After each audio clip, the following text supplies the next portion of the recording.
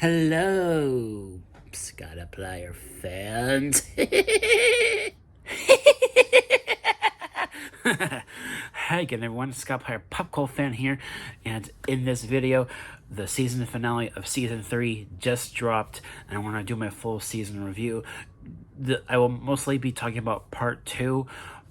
Well, I will be talking a little bit about the first 4 episodes, because, I thought the first 4 episodes were really solid. It kind of went back to form, being a little bit more of a straightforward horror, and still leaning into the camp a little bit, with Tiffany still showing up every now and then. And I think this whole season, being primarily in the White House, I thought was really interesting and really fascinating. And in this second half of the show, I like that it delved a little bit more into the supernatural. As someone who watches a lot of horror films, I'm used to the whole supernatural side of things, with like ghosts and things like that. The spirit world, spirit realm, that kind of stuff. Seeing that being tackled here on this show, while I didn't think it was out of place, I did think that, I was just wondering why, and I liked how they handled it, especially in the season finale. And primarily, I want to talk about that finale, but not give anything away. I thought it was a pretty solid finale, but there's this one moment in the finale where I'm like, what? And it's like, you scratch your head. Like, I think that one of the main issues I have with this show as a whole, not just this season, but I know Don Mancini, the creator, I know he likes working with the same actors a lot, but it gets to a point to where I would have preferred this show being an anthology series. If Don Mancini is just going to keep bringing back the same actors, this show might as well just be an anthology series. It would make more sense that way, and they wouldn't run into that whole weird situation with Devon Sawa. It was just, that's my one issue with the show. Like, I really enjoy it, I do, but they keep bringing back Devon Sawa, and it got to a point this season where I'm just like, just stop doing this. It's a little annoying.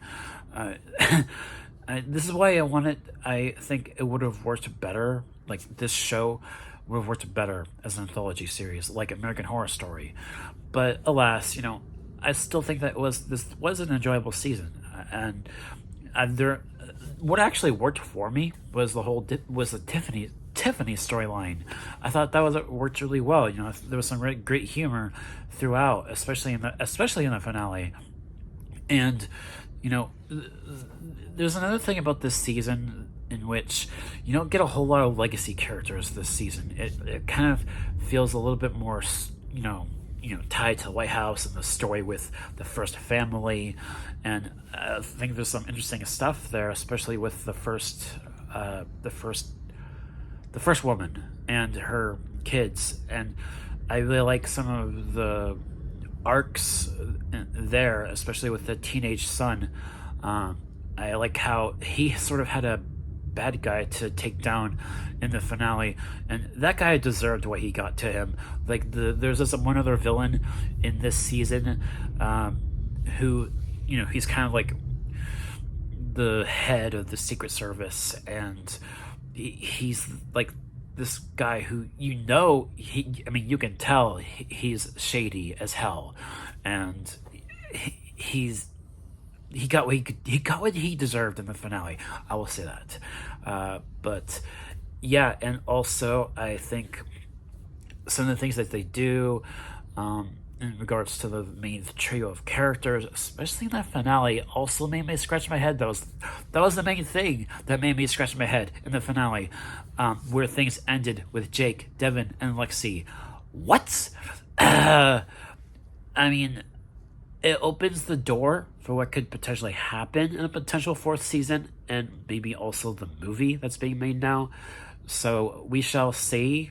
And it's just the last 10 minutes of the finale were just like, what the hell.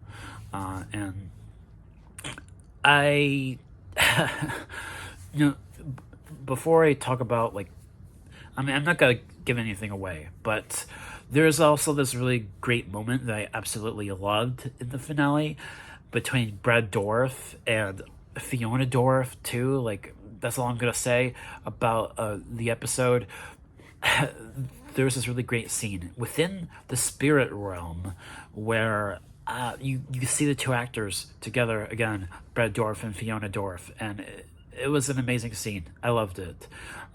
There's some great moments throughout the episode, for the most part, until the last 10 minutes. And it was great. I loved what they were doing there in the spirit world. And also, it was really cool. I liked, even though Jake didn't feel like the main character anymore, I liked what they did with his character in the finale.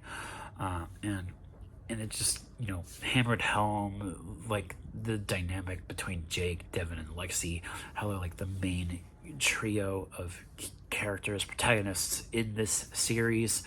And there's another great moment between Jake and Devin Sawa, not the character that we've been following throughout the season, but a character that he played in the first season as Jake's dad. That's all I'm going to say about that. But I thought that was a great part of the episode as well. And I really enjoyed this season a lot more than season 2. I think it's better in some ways, but at the same time, that humor that doesn't work and the wacky stuff that happens, it's still there. I think the show suffers a little bit bouncing between straightforward horror and comedy. It struggles because sometimes it just leans more into the comedy and the weird, wacky things that Don Mancini likes to do. It's just, that's kind of what keeps the show from being great in my eyes. But, it's still very enjoyable nonetheless.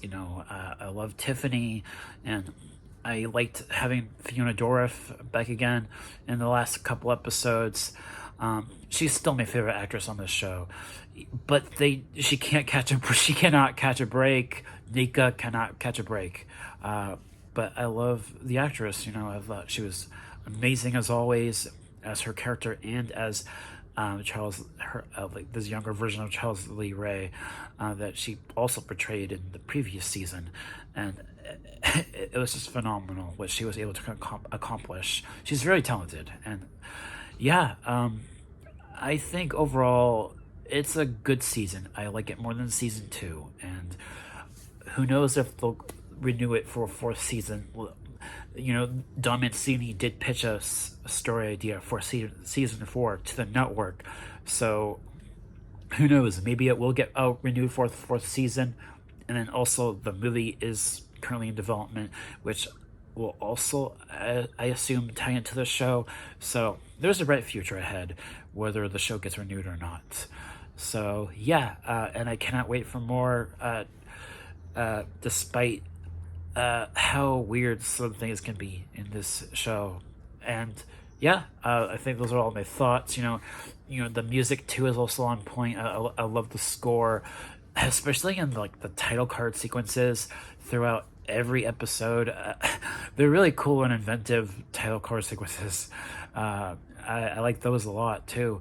And yeah, I think if I had to give this season as a whole a grade, I think I'd give it probably like a B+. I think that'd be my grade for it.